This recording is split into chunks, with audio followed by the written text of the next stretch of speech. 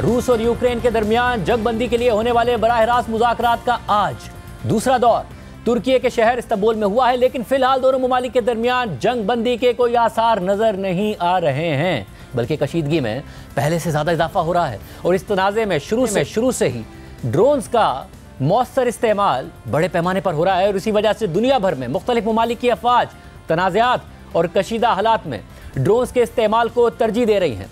हालिया पाक भारत कशीदगी में भी दोनों जानिब से सैकड़ों ड्रोन्स का इस्तेमाल हुआ था, मगर पाकिस्तान को भारत के मुकाबले में ज्यादा बढ़तरी हासिल रही और इसका एतराफ़ खुद साबिक भारतीय फौजी कर रहे थे कि कैसे पाकिस्तान ने भारत की अपनी हिकमत अमली को उल्टा उसके खिलाफ इस्तेमाल करते हुए पहले उसके अहम एयर डिफेंस सिस्टम्स का पता लगाया और फिर उसका फ़ायदा उठाते हुए उसकी अहम फौजी तनसीबात को निशाना बनाया। जबकि रूस और यूक्रेन जंग में अब ड्रोन वॉरफेयर नए फेज़ में दाखिल हो गई है। हफ्ते को रूस ने यूक्रेन पर 400 से ज़ायद ड्रोन्स के जरिए हमला किया था।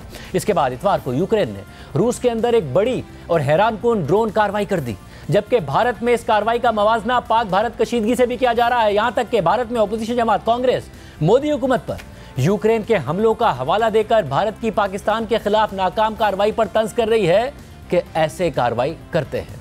रूस के मुख्तलिफ रीजन्स में होने वाले यूक्रेन के ड्रोन हमलों को इंतहाई हैरानकुन करार दिया जा रहा है, जिसके बाद अब रूस से भी सख्त जवाब की तवक्को की जा रही है। ऐसे में कशीदगी बढ़ने के असरात पाकिस्तान समेत पूरी दुनिया पर पड़ने का खदशा जाहिर किया जा रहा है। रूसी तेल की बरामदात पर नई पाबंदियों के खदशे का इजहार किया जा रहा है, जिससे बैन अल-अक़वामी मार्केट्स में तेल की कीमतें बढ़ सकती हैं। आज भी 3% से ज़ायद बढ़ी हैं।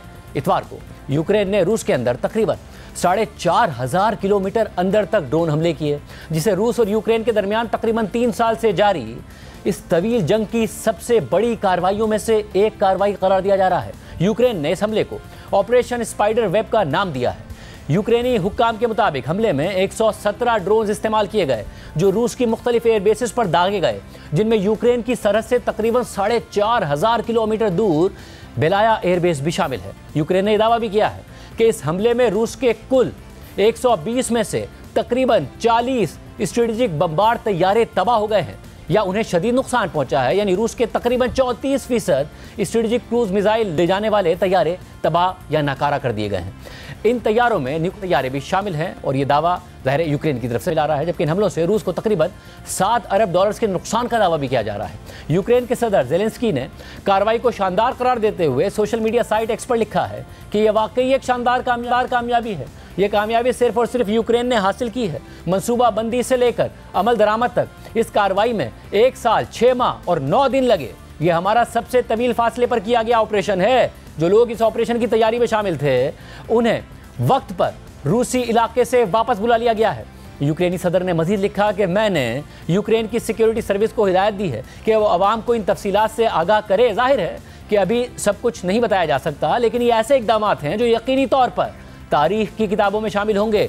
यूक्रेन अपना दिफा कर रहा है और दुरुस्त तरीके से कर रहा है। हम वो सब कुछ कर रहे हैं जिससे रूस को ये एहसास हो कि उसे ये जंग ख़त्म करनी होगी। जंग रूस ने शुरू की थी, अब रूस को ही इसे ख़त्म करना होगा। यूक्रेन के इस हमले की तैयारी में उन्हें तकरीबन 1.5 साल लगे। हमले को रूस के खिलाफ यूक्रेन की एक बड़ी कामयाबी माना जा रहा है और इससे रूस की स्ट्रेटेजिक फ़िज़ाई ताकत को बहुत बड़ा धचका लगा है। CNN के मुताबिक यूक्रेन ने जिन फ़िज़ाई अड्डों को निशाना बनाया उनमें इर्कुत्स्क रीजन में वाक़े बेलाया एयरबेस शामिल है, जो यूक्रेन की सरहद से तकरीबन 4,500 किलोमीटर दूर है। इसके अलावा मगरबी रूस में मौजूद एयरबेस पर भी हमला किया गया, जो यूक्रेन से 520 किलोमीटर के फासले पर है और ये रूस के स्ट्रेटेजिक बमबार तैयारों के तरबियती मरकज़ के तौर पर इस्तेमाल होता है। ज़राए के मुताबिक मुरमांस्क के करीब आर्कटिक सर्कल में वाक़े ओलेनिया एयरबेस को भी निशाना बनाया गया, जो यूक्रेन से 2000 किलोमीटर से ज़्यादा दूर है। इसी तरह इवानोव एयरबेस पर भी हमला हुआ है, जो यूक्रेन से 800 किलोमीटर से ज़्यादा फासले पर है। ये एयरबेस रूसी फौजी ट्रांसपोर्ट तैयारों के लिए इस्तेमाल होती है।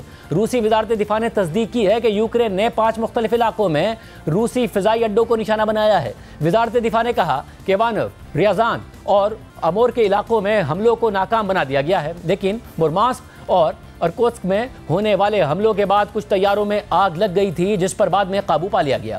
रूसी वज़ारत दिफा का मजीद कहना था कि इन हमलों में कोई जानी नुकसान नहीं हुआ है और दहशतगर्दी की इन कार्रवाइयों में मुलविस कुछ अफराद को गिरफ्तार कर लिया गया है।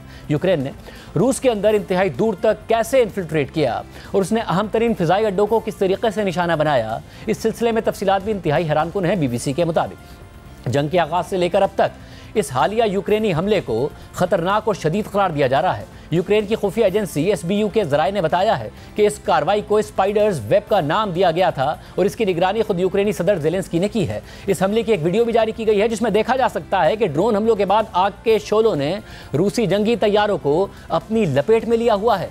इन ड्रोन्स को लकड़ी के मोबाइल केबिन्स में छुपाया गया था जिनकी छतें ऑटोमेटिक होती हैं और उन्हें फासले से खोला जा सकता है।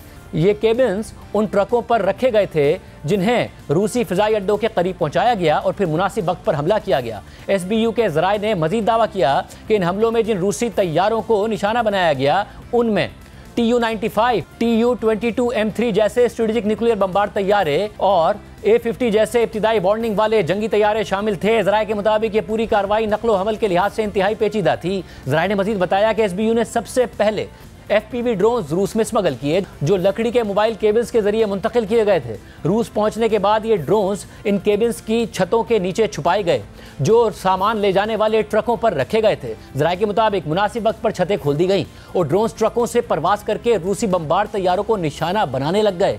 और कुछ रीजन के गवर्नर ने तस्दीक की है कि बेलाया एयरबेस पर होने वाला ड्रोन हमला एक ट्रक से किया गया था। रूसी मीडिया ने भी रिपोर्ट किया कि दीगर हमले इसी अंदाज में किए गए जहां ड्रोन्स ने ट्रकों से हमला किया। एसबीयू के जराये का दावा है कि इब्तिदाई तखमीनों के मुताबिक रूसी फिजाइया को पहुंचने वाला नुकसान $2 अरब से तजावुज कर चुका है। यूक्रेन की इस अहम और इंतहाई हैरानकुन ड्रोन कार्रवाई को रूस के साथ साथ अमेरिका और दीगर मगरबी ममालिक के लिए भी अहम पैगाम करार दिया जा रहा है। BBC के पॉल एडम्स ने अपनी रिपोर्ट में लिखा है कि यूक्रेन ने जिस हिम्मत और जहानत के साथ रूसी फिजाइया पर हमले किए उनकी शिद्दत को बयान करना मुश्किल है। अगरचे हम यूक्रेन के इस दावे की आज़ादाना तौर पर तस्दीक नहीं कर सकते कि इन हमलों से रूस को $7 अरब का नुकसान पहुंचा है, लेकिन ये बात वाज़ेह है कि यह ऑपरेशन कम से कम प्रोपेगेंडा के लिहाज से एक ज़बरदस्त कामयाबी ज़रूर साबित हुआ है। रूस को इस हमले में कितना नुकसान हुआ ये कहना भी मुश्किल है, लेकिन इससे सिर्फ रूस को ही नहीं बल्कि यूक्रेन के मगरबी इत्तेहादियों को भी एक अहम पैगाम मिला है। BBC यूक्रेन सर्विस के नुमाइंदे के मुताबिक हाल ही में कीव में एक हुकूमती एहलकार से मुलाकात हुई। वो एहलकार खासा परेशान और मायूस नजर आ रहा था। हुकूमती एहलकार ने कहा कि सबसे बड़ा मसला यह है कि अमरीकियों ने मान लिया है कि हम ये जंग हार चुके हैं और वो हर बात इसी सोच की बुनियाद पर करते हैं। कारोबारी जरीदे बिजनेस यूक्रेन ने एक मुख्तसर ट्वीट में लिखा कि लगता है यूक्रेन के पास भी कुछ कार्ड्स बचे हैं। ज़ेलेंस्की ने किंग ऑफ ड्रोन्स खेल दिया है। यही पैगाम लेकर यूक्रेन के नुमाइंदे इस्तांबुल पहुंच रहे हैं जहां वो रूस के नुमाइंदों के साथ जंगबंदी के मुज़ाकरात के एक नए दौर में शिरकत करेंगे। और वो पैगाम है कि यूक्रेन अब भी लड़ रहा है और इसका पीछे हटने का कोई इरादा नहीं है। कीव में एक यूक्रेनी एहलकार ने बताया कि अमरीकी समझते हैं कि उनका काम हमारे लिए हथियार डालने की बेहतरीन शराइत तय करना है और फिर जब हम उनका शुक्रिया नहीं अदा करते तो नाराज़ हो जाते हैं। लेकिन हम शुक्रिया क्यों अदा करें? हम ये तो मानते ही नहीं कि हम हार चुके हैं। अगरचे रूस मैदान जंग में आहिस्ता आहिस्ता पेशकदमी कर रहा है, मगर यूक्रेन का रूस और ट्रंप की क़यादत में अमरीकी हुकूमत को पैगाम वाज़ेह है कि यूक्रेन को इतना कमज़ोर ना समझे। वाज़ेह रहे कि यूक्रेन और रूस के दरमियान 3 साल से ज़ायद अरसे से जारी इस तवील जंग का खात्मा ट्रंप की खारजा पॉलिसी का अहम हिस्सा रहा है। ट्रंप अपनी इंतखाबी मुहिम के दौरान ये दावा करते रहे कि सदर बनने के बाद सिर्फ 24 घंटों के अंदर ही वो इस जंग को ख़त्म करा देंगे और इस सिलसिले में ट्रंप ने सदर बनने के बाद काफ़ी मुख्तलिफ अप्रोच भी इख्तियार की थी जिस पर उनके यूरोपीय इत्तेहादी काफ़ी तशवीश में मुब्तला थे।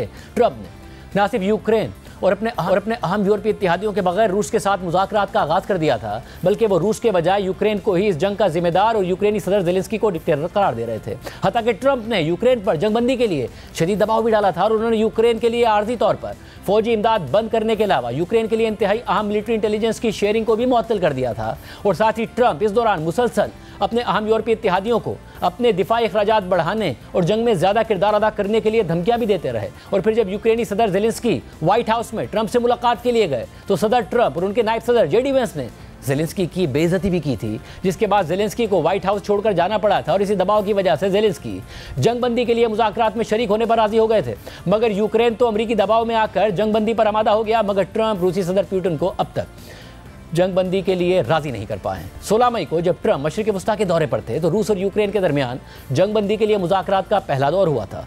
इस दौरान ट्रंप ने कहा था कि हो सकता है कि वो इन मुज़ाकरात में शिरकत के लिए तुर्की जाएं और वहां उनकी पुतिन से मुलाकात हो सकती है। बाद में ट्रंप की पुतिन से 2 घंटे तवील टेलीफोनिक गुफ्तगू हुई, मगर रूस ने जंगबंदी के बजाय यूक्रेन पर हमले बढ़ा दिए और हफ्ते को रूस ने यूक्रेन पर अब तक का सबसे बड़ा ड्रोन हमला कर दिया, जिसमें तकरीबन 400 बम समेत मुतादिद बैलिस्टिक मिसाइल्स का इस्तेमाल हुआ था। और अब यूक्रेन के इस हैरान कुन हमलों ने रूस और यूक्रेन की जंग को खत्म करने की ट्रंप की ख्वाहिश को मजीद पीछे धकेल दिया है। आज इस्तांबुल में मुज़ाकरात के दूसरे दौर का इख्तिताम हो गया है। रॉयटर्स के मुताबिक यूक्रेनी मुज़ाकरातकारों ने कहा है कि उन्होंने मुज़ाकरात के दौरान यूक्रेन से रूस मुंतकिल होने वाले यूक्रेनी बच्चों की फहरिस्त रूस को देकर उनसे बच्चों की फौरी वापसी का मुतालबा किया है और साथ ही बातचीत में जंगी कैदियों के तबादले पर इत्तफाक हुआ है। इससे पहले CNN ने अपनी रिपोर्ट में इस खदशे का इज़हार किया था कि मुज़ाकरात में किसी बड़ी पेशरफ्त का इम्कान नहीं है, जिसकी वजह से ट्रंप और अमेरिका की क्रेडिबिलिटी भी दांव पर लग गई है। CNN के मुताबिक ये तसव्वुर करना पहले ही मुश्किल था कि रूस और यूक्रेन के दरमियान इस्तांबुल में दोबारा शुरू होने वाले बराह रास्त मुज़ाकरात से कोई बड़ी पेशरफ्त सामने आएगी, लेकिन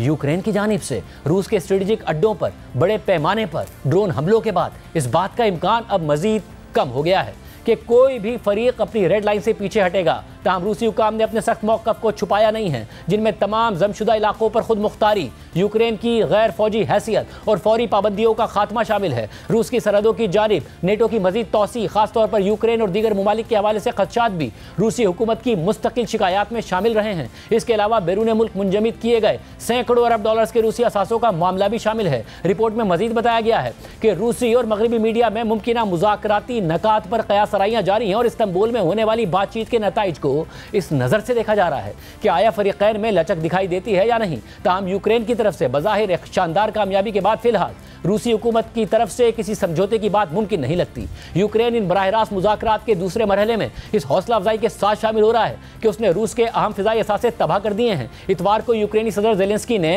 यूक्रेन के चंद मुतालबात पेश किए, जिनमें गैर मशरूत जंगबंदी और उन यूक्रेनी बच्चों की वापसी शामिल है जिन्हें रूस ले जाया गया है। लेकिन रूस की यह डिमांड कि यूक्रेनी फोर्सेज इन इलाकों से पीछे हट जाएं, जो रूस ने अब तक मुकम्मल तौर पर फतह भी नहीं किए हैं, नाकाबिल कबूल है। रिपोर्ट के मुताबिक अब तक खासतौर पर जब यूक्रेन ने साबित कर दिया है कि वो मुहाज़े जंग से बहुत आगे तक हमले करने की सलाहियत रखता है। इसके अलावा इन ताज़ा यूक्रेनी ड्रोन हमलों से पहले जब इस्तांबुल में अमन मुज़ाकरात की तैयारी हो रही थी, रूस ने यूक्रेन पर हमले तेज़ कर दिए थे, जो बज़ाहिर मौसम गर्मा की एक नई जारहाना कार्रवाई के इब्तिदाई मराहिल का मंजर पेश कर रही थी। हफ्ते की रात रूस ने यूक्रेन जंग के आगाज़ से अब तक का सबसे बड़ा ड्रोन हमला किया, जिसमें 472 ड्रोन इस्तेमाल हुए थे। इतवार को एक रूसी मिसाइल हमले में यूक्रेनी फौज के एक तरबियती मरकज़ पर कम से कम 12 अफराद हलाक और 60 से ज़ायद जख्मी हुए। इन तमाम वाक़यात के दौरान अमेरिका के सदर ट्रंप मुसलसल फ्रस्ट्रेट हो रहे हैं। ट्रंप पहले ज़ोर शोर के साथ ये दावा करते थे कि वे यूक्रेन जंग को बहुत जल्द ख़त्म कर सकते हैं। वही ट्रंप अब मायूसी के आलम में इस मंजर को देख रहे हैं, क्योंकि उनकी खारजा पॉलिसी का एक अहम सतून कमज़ोर होता दिखाई दे रहा है। खित्ते में अमन के मुआहदे के लिए ना ही यूक्रेनी सदर ज़ेलेंस्की पर ट्रंप के दबाव का असर पड़ रहा है, जिन्हें ट्रंप ने ओवल ऑफिस में तंज का निशाना बनाया था, और ना ही ट्रंप की रूसी सदर पुतिन पर हालिया तनकीद किसी फरीक को मुआहदे के करीब पहुंचा रही है। रिपोर्ट में मजीद लिखा है कि अगर ट्रंप इस्तेमाल करना चाहें तो अभी भी उनके पास मुआहदे के लिए असर वसूख के ताकतवर ज़राए मौजूद हैं, जैसे कि नई सख्त पाबंदियां आयद करना या अमरीकी फौजी इमदाद में ऐसी तब्दीलियां करना जो जंग जारी रखने की लागत को नुमाया तौर पर बढ़ा सकती हैं। ये इकदाम फैसला कुन ना भी हों तो भी अमरीकी अज़म का एक मजबूत पैगाम ज़रूर देंगे, लेकिन ट्रंप ये चाहते हैं कि वो खुद को इस पूरे मैस से मुकम्मल तौर पर अलग कर लें। ट्रंप का इसरार है कि ये बाइडेन की जंग है या फिर पुतिन और ज़ेलेंस्की की, लेकिन इस तरह अलग हो जाना और ये भी वाज़ेह नहीं है कि अमरीकी पॉलिसी के लिहाज से इसका मतलब क्या होगा। अब शायद ये एक ऑप्शन नहीं रहा, कम से कम बगैर किसी नुकसान के अलग होना तो मुमकिन नज़र नहीं आ रहा है।